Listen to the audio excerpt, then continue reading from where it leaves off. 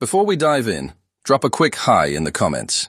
It may seem small, but trust me, it really helps YouTube share this story with more sci-fi fans like us. I'd love to see who's watching. The chamber smelled of alien flowers, engineered to blunt instinct and pacify mammalian nerves. Jonah Reed stood at parade rest in his dress grays, boots polished for the first time in years, trying not to fidget while the Avrax delegation arranged themselves on the elevated dais like living sculptures.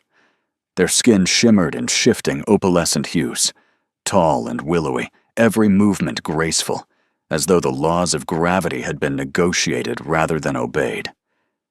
Behind them, holographic banners unfurled in slow motion, images of Avrax worlds restored to verdant glory, crops rising from blight-scarred soil, children, Avrax children, laughing amid fields of gold, all because of a handful of human agronomists.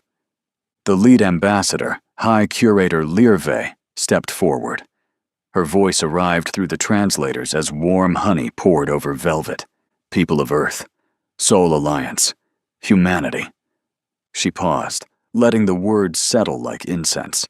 20 cycles ago, our core world of Orethe stood on the brink of famine.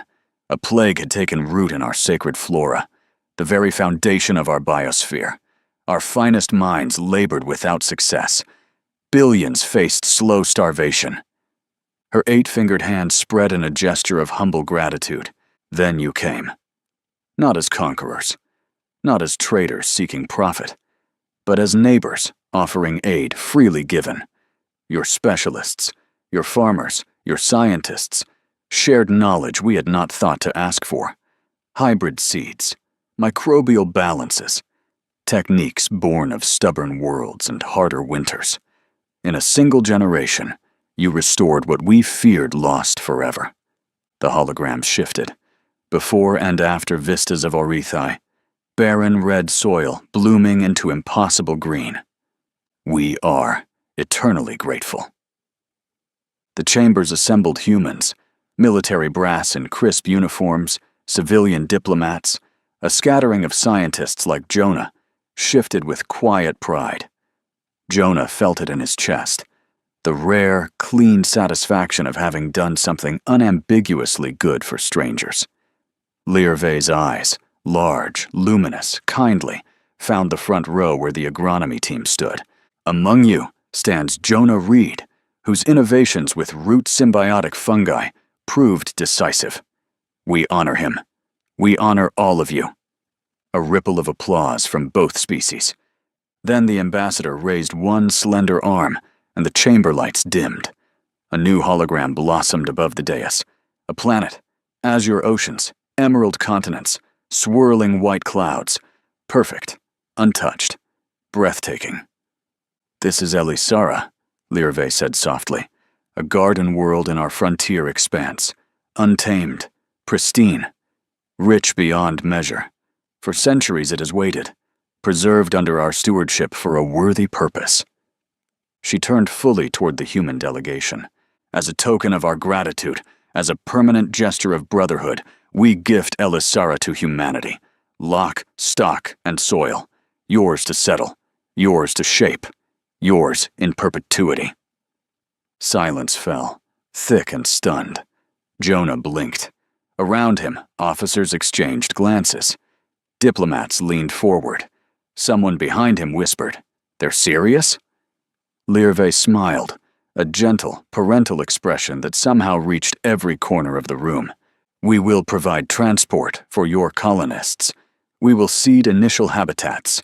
We will ensure safe passage through our space.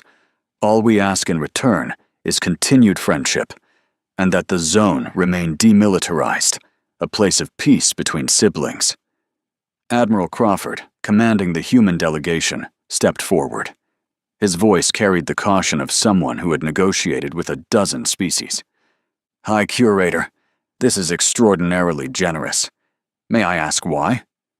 Lirve's head tilted in what the translators flagged as affectionate amusement. Because you have proven yourselves worthy, because young species deserve room to grow, and because we remember what it is to stand on the edge of despair and to be pulled back by unexpected hands. She extended both palms upward, the universal gesture of offering. "Will you accept our gift?" The chamber held its breath. Admiral Crawford looked to his aides, to the scientists, to Jonah. He gave the smallest nod, because he had seen Orithai's recovery with his own eyes, had walked those restored fields, had shaken the hands, or equivalent, of farmers who wept with relief. Crawford turned back to the dais, on behalf of the Sol Alliance. "We accept. Thank you." The Avraks erupted in musical chimes of approval. Humans clapped, some laughing in disbelief. Jonah felt Lena's hand find his. She'd been standing just behind him in civilian attire, invited as his partner. She squeezed once, hard. "A whole planet, Jonah," she whispered, eyes shining. "A real one. For us." He managed a grin, still half-dazed. "Guess we'd better start packing." 3 years later. The colony ship New Dawn dropped out of FTL on the edge of the Elisara system, and the bridge fell silent. Jonah stood at the observation blister with Lena, her arm looped through his, both of them pressed against the viewport like children. Behind them, hundreds of colonists crowded the corridors, feeding live streams back to the rec decks. The planet filled the sky, oceans the color of Earth's Caribbean, continents draped in forest so dense it looked like velvet, cloud patterns swirling in lazy spirals, 2 small moons. No orbital debris, no industrial scars, nothing but invitation. "Paradise," someone breathed over the open channel. Lena laughed, a sound Jonah hadn't heard in years of cramped ship life. They weren't exaggerating. The first shuttles touched down on a meadow plateau where Avrak's engineers had already raised modular habitats. Elegant, low-impact structures, half-grown from bioprinted lattices. Clean water burbled from springs. Soil samples came back richer than anything on Earth.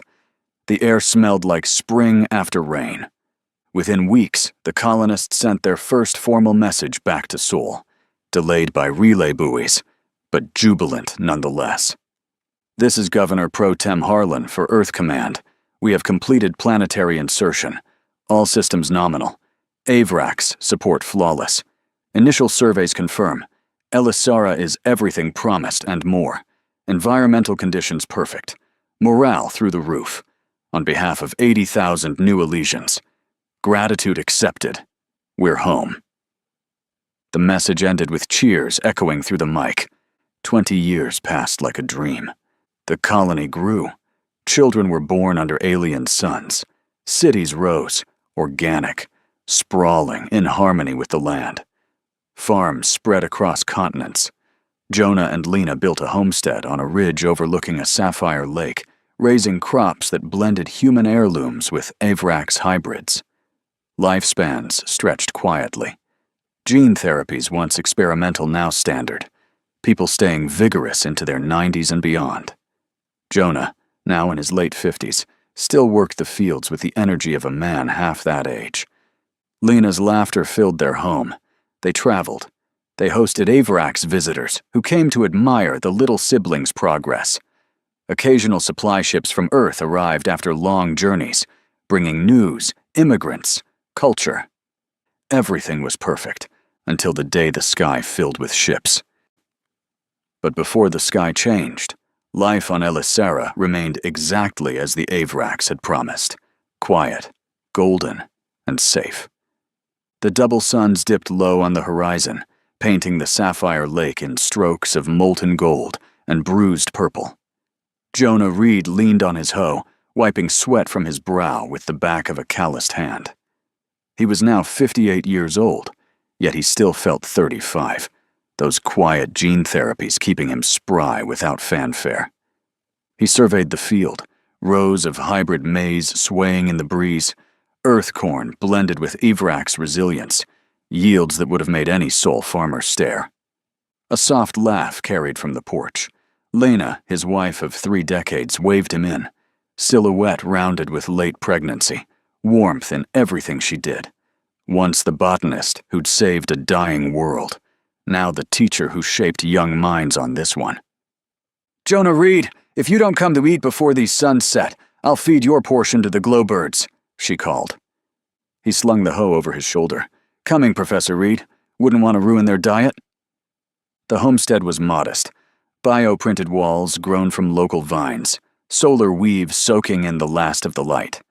Inside, the air smelled of bread and herb stew, perfumed with Avrax spices. They sat at the rough-hewn table. Lena rubbed her stomach absent-mindedly. Baby's kicking like a frontier mule, she said. Handful incoming. Jonah covered her hand. We waited long enough. Therapy's finally caught up. Miracle on paradise. She smiled. Gift from the stars. Hard to believe we once doubted the Avrax. That ceremony. Lirve, handing over a whole world like a bouquet. Admiral Crawford was wary, Jonah said. But we earned it. Saved their crops. They gave us a future. Elisera had become home in every sense. 80,000 colonists had grown into over 200,000. Cities like New Haven expanded in graceful lattices of grown architecture. No shortages, no borders. Kids born under alien skies laughing in meadows. Lena's schoolhouse was the center of their valley. Children learning Earth history and alien ecology with equal ease. Jonah loved dropping her off, watching her shepherd the little ones with deft ease. Harlan, the old governor pro tem, still visited the school to retell the colony's beginnings. Paradise, he'd proclaim. We sent that message. Everything's perfect. And it stayed true. Avrax shuttles visited occasionally, sleek, elegant, their envoys offering upgrades and taking notes with gentle pride. Our little siblings flourish, they'd say. If they lingered a little too long, asked a few too many questions, no one thought much of it. One evening, Jonah and Lena sat on the porch, feet dangling above the ridge as glowbirds traced arcs in the dusk. Imagine it, Lena murmured. Our kid growing up here. No wars, no ration cards. Just this. Jonah nodded, though something small and vague tugged at him. Reports from New Haven recorded an increase of orbital traffic. Yachts, not shuttles. Not supply ships. Not typical. Tourists, people claimed. He let it go. Yeah, he said. We built something real. Lena shifted, the baby stirring. Field trip tomorrow, river ecology lesson. Don't let them throw you in. She laughed. Promise. They slept under a clear sky. And then the sky changed. It began subtly. Extra lights in the constellation patterns, mistaken for meteors. Then more. Sleek hulls catching sunlight, taking formation in orbit. Dozens. Then hundreds. Yachts from across the galaxy, shimmering with sensors and bays that did not belong on pleasure craft. Jonah woke to the planetary broadcast crackling alive. Lena sat up, breath catching. A cultured Avrax voice, smooth, but with an edge they had never heard before, filled the air. Citizens of Elisera, little siblings of the stars, we honor you with revival of an ancient tradition, the Grand Hunt season. You have been selected as this cycle's featured prey. Challenging, containable, a delight for our noble patrons. The streams are live. Prepare yourselves for the glory of the chase. Lena's face drained of color. What? What does that mean? Jonah grabbed his old service pistol from the drawer, heart hammering. Before he could answer, the first hunting shuttle streaked toward the horizon. The first plasma bolt hit the ground like a god's hammer. Then the broadcast echoed across the valley. People spilled into the streets in panic, parents grabbing children, neighbors shouting warnings, comms flooding with desperate chatter. Teachers and children to the school, someone yelled. Adults to perimeter posts. It was the only plan they had. The only plan they'd ever needed. Until now. Lena turned to Jonah, breath unsteady but held firm. The kids will be terrified. I'm heading to the school with the other teachers. Jonah nodded. The adults are forming the perimeter. I'll join them. She touched his chest once, grounding him. Keep the home safe. Keep the children safe, he answered. Then they split with the crowd. Lena toward the schoolyard, Jonah toward the ridge. each moving into the roles the colony had practiced but never imagined using. Lena Reed was mid-sentence, rallying her students, calling them to stay close, when the sky split open again. A plasma bolt struck the meadow near the school, turning wildflowers and soil into a crater of molten glass. Children screamed as the shockwave rolled through the grass, knocking small bodies to the ground. A hunting shuttle roared low overhead, sleek and silver, Avrac's markings gleaming like jewelry on a killer. The next bolt erased a row of benches in a spray of fire. "Run! Into the trees! Now!" She shoved the nearest kids toward the forest edge, body already moving on instinct. 20 faces, 5 to 10 years old, stumbled after her voice. The second bolt tore a burning line through the playground, catching a boy named Tomas.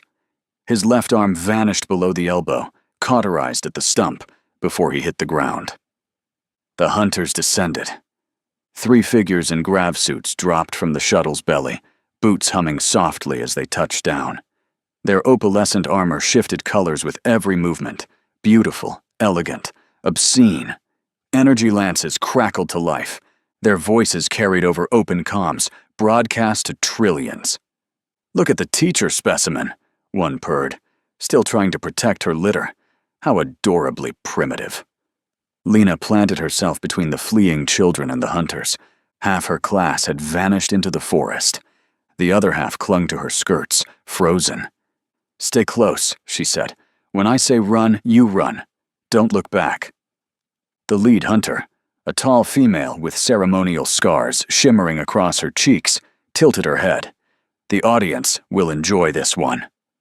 She raised her lance. Lena didn't flinch. "You gave us this world," she said, loud for the cameras. "Remember that when you burn." The hunter laughed and struck. Lena twisted, taking the blade across her shoulder instead of her heart. The energy scorched through muscle, but she grabbed the lance, yanking the hunter off balance. "Go, now!" The remaining children bolted. The other hunters opened fire.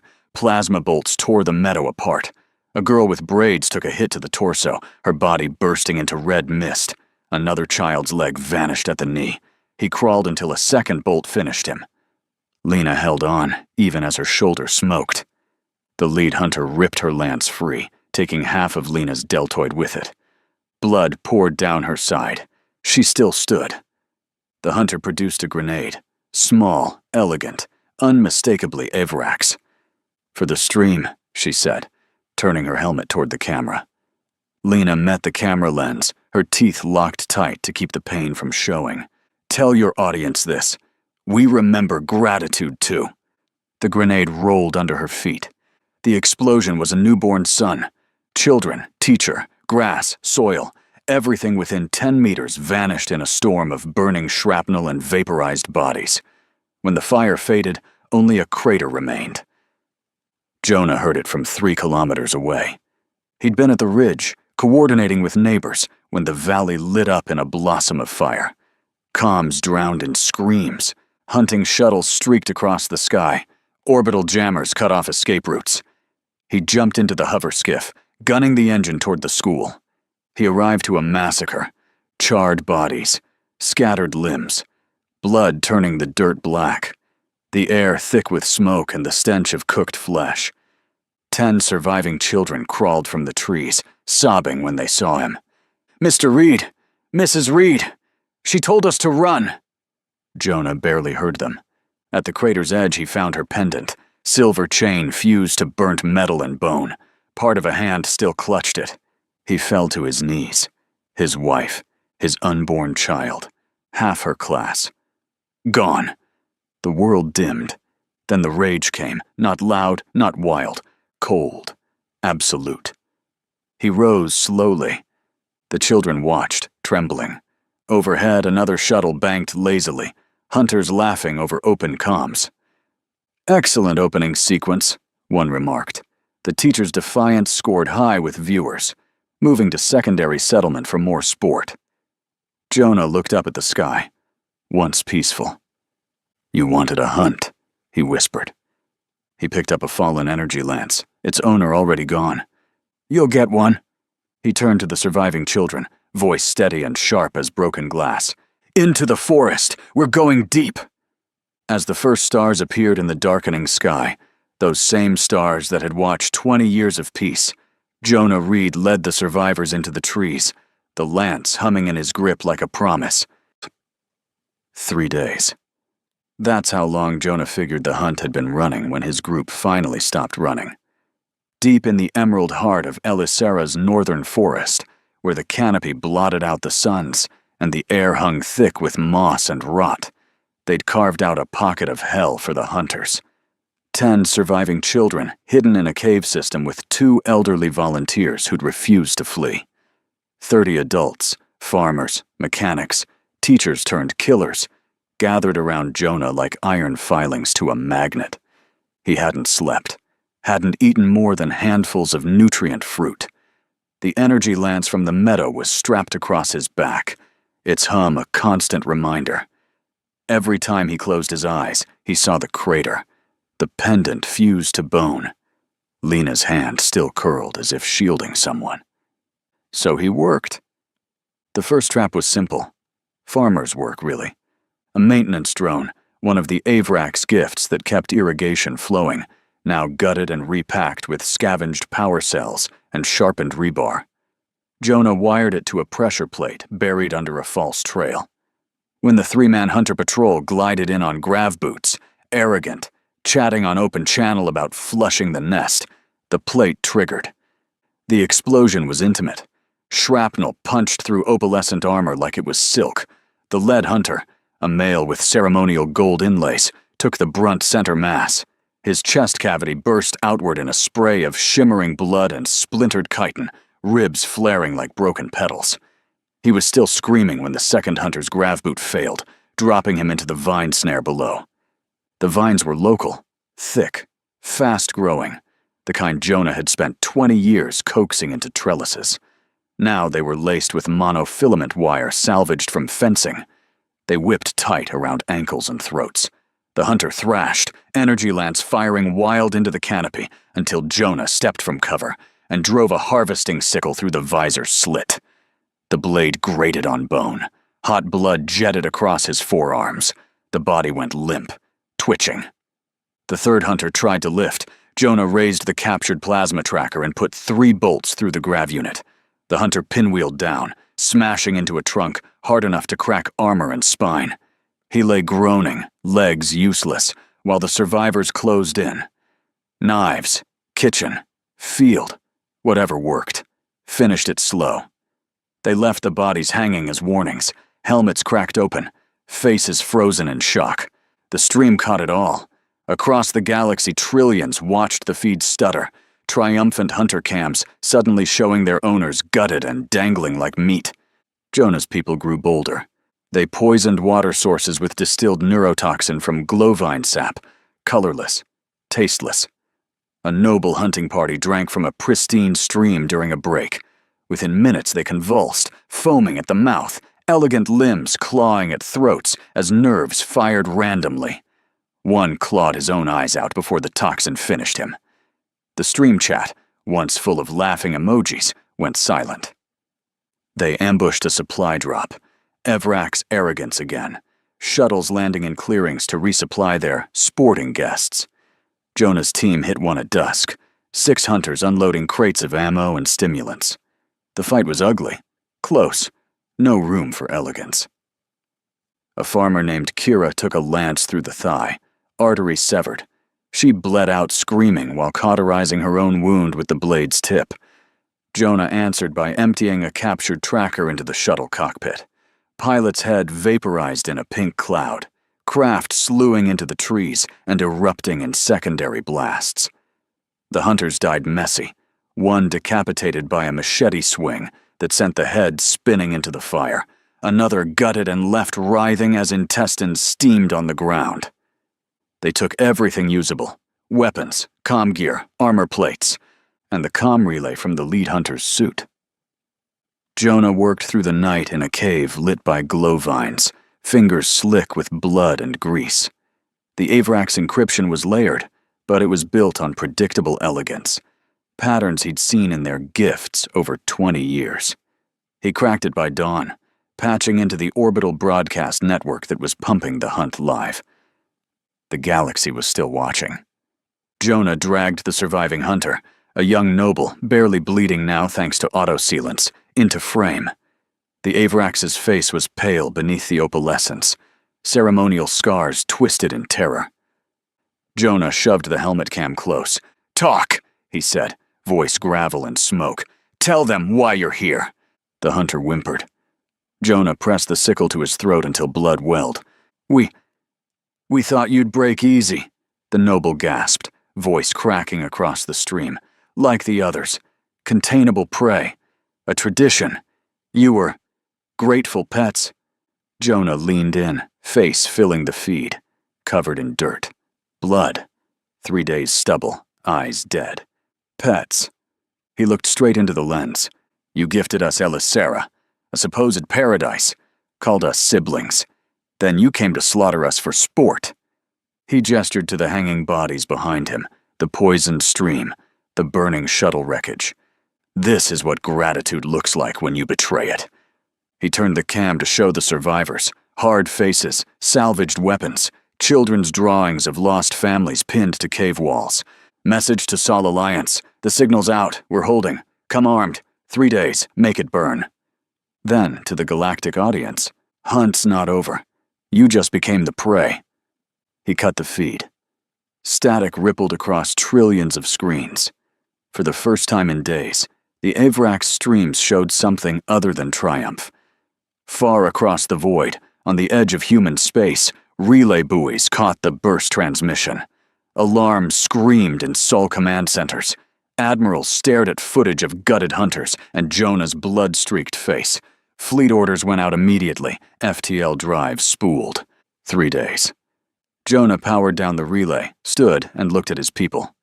"Rest while you can," he said. "We've got more lessons to teach." In the distance, thunder rolled. Not weather, but another shuttle searching. The forest waited, patient and green. 2 days left. Jonah Reed crouched in the undergrowth, watching a Avrax hunting party move through the valley below like they still owned the sky. 5 of them, grav boots humming soft, armor catching stray shafts of sunlight through the canopy. They'd learned caution since the broadcast. No more open boasting, but arrogance clung to them like perfume. They were tracking a false trail Jonah's people had laid at dawn. Boot prints. Blood dragged from a fresh kill. A child's toy left forgotten in the mud. The lead hunter, a scarred veteran with gold filigree on his pauldrons, raised a fist. The party halted. Sensors swept the trees. Jonah's thumb rested on the ultrasonic trigger salvaged from a herd control device. He waited until they clustered tight, scanning the decoy trail. Then he pressed it. The forest answered. A thunder of hooves erupted from the ridgeline. 1,000-kilogram grazers, 6-horned and thick-skinned. The same herds Jonah had spent years fencing away from crops. Now they charged blind with rage, driven mad by the inaudible tone. The first wave hit the hunters like a living avalanche. The scarred veteran took a horn through the gut. It punched out his back in a spray of opalescent blood and spinal fragments, lifting him off his feet and pinning him to a tree. He screamed. A high, musical note cut short when a second beast trampled him, hooves pulping armor and flesh into the mud. Another hunter tried to lift on grav boots. Too late. The herd swallowed him. Bones cracked like dry branches, body tossed ragdoll until it wedged under a fallen log, limbs bent wrong, face frozen in shock. The remaining 3 scattered. Jonah's people rose from cover. Plasma fire stitched the air. Kira, thigh still bandaged from the earlier fight, took a bolt to the chest. It burned through lung and heart. She dropped without a sound, eyes wide on the green sky she'd once loved. Jonah answered with the energy lance. The blade of blue fire carved the nearest hunter from collarbone to hip, armor parted like silk, the body split and folded, steaming entrails spilling onto fern roots. The hunter's scream gurgled into silence as blood filled his throat. The last 2 ran. They didn't get far.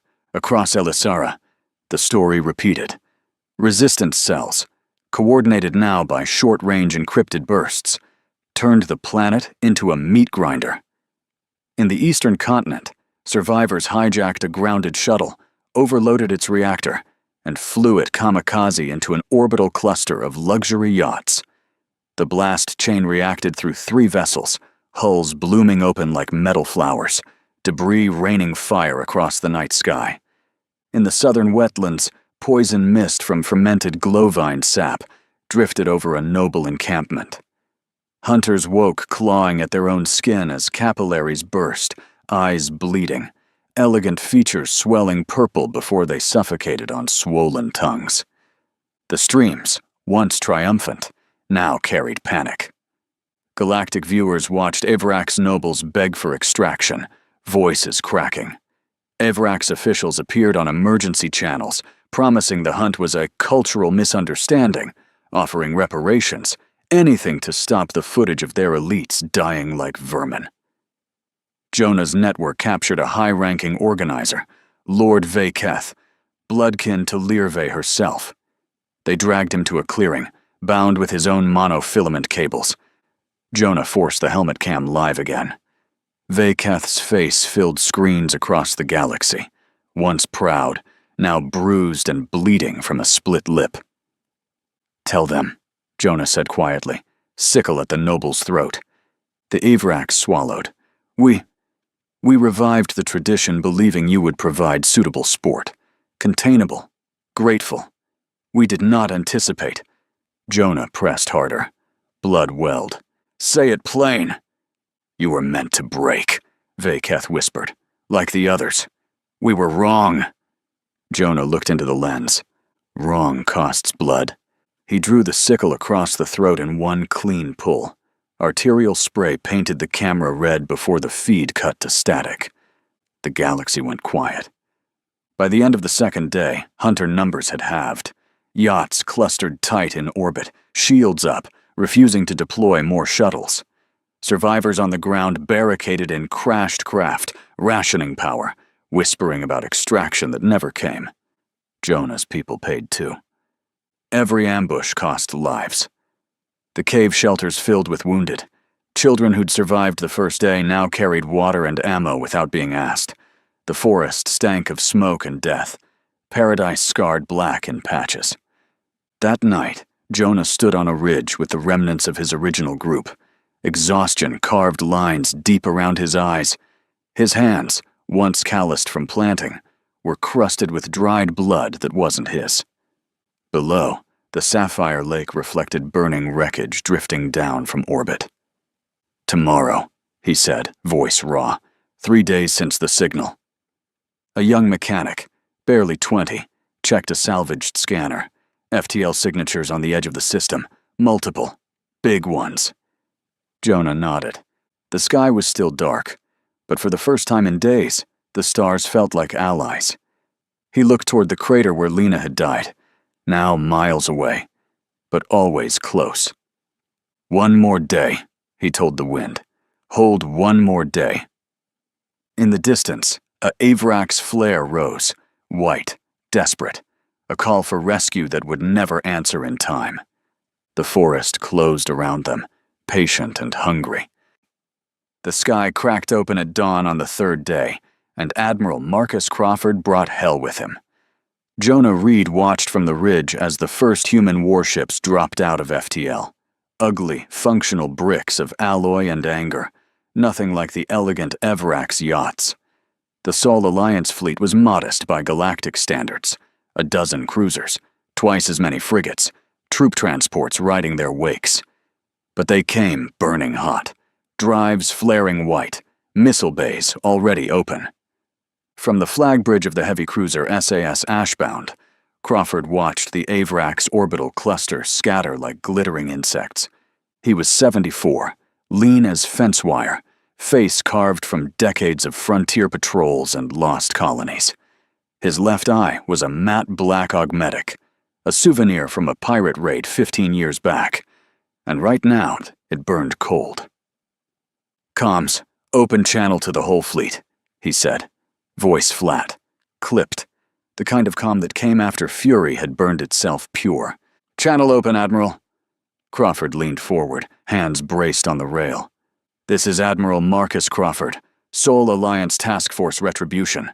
24 hours ago, we watched civilians, our civilians, butchered for sport on a world the Avrax gifted us. That debt comes due now. No quarter asked, none given. Weapons free. For Elisara. He killed the mic. The bridge crew answered with a roar that rattled the bulkheads. The orbital war began without ceremony. Crawford's flagship SAS Ashbound led the charge, an ugly slab of armor and missile tubes that looked built from spite. The first Avrax dreadnought tried to interpose itself, broadcasting frantic demands for parley. Crawford's answer was a full alpha strike. Rail batteries 1 through 6. Target their spine. Fire.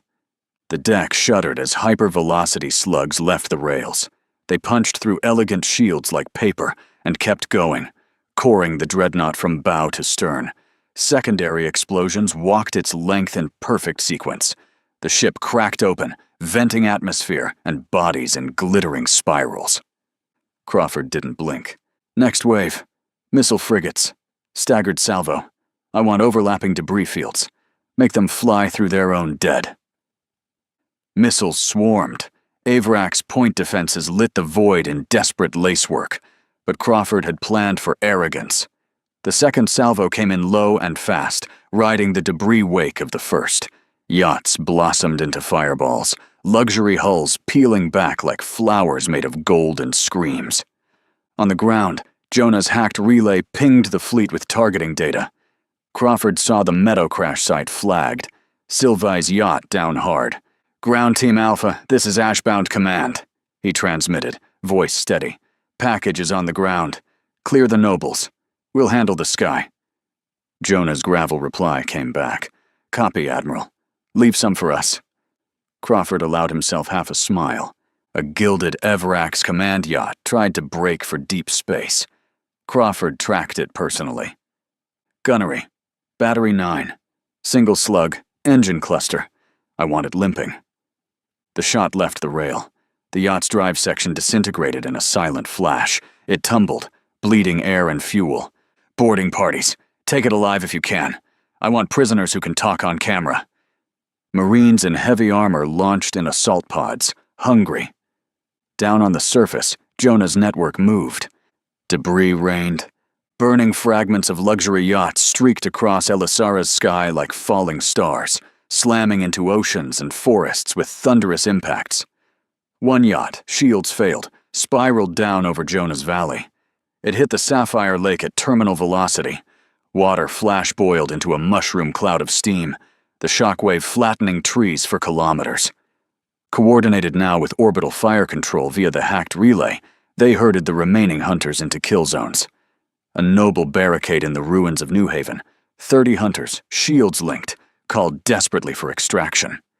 Jonah answered with a guided strike from SAS Ashbound. The orbital lance punched through their dome like a spear through paper. When the light faded, only a glassy crater remained. Armor fused into slag, bodies melted into grotesque sculptures. The last stand was personal. Lord Vaketh's flagship, a gilded yacht, tried to flee low over the northern forest, engines screaming. Jonah's team had waited for this one. Salvaged anti-air trackers, jury-rigged from hunter gear, locked on. Missiles rose from the canopy in a ragged volley. The yacht jinked, elegant as ever, but one warhead caught a wing.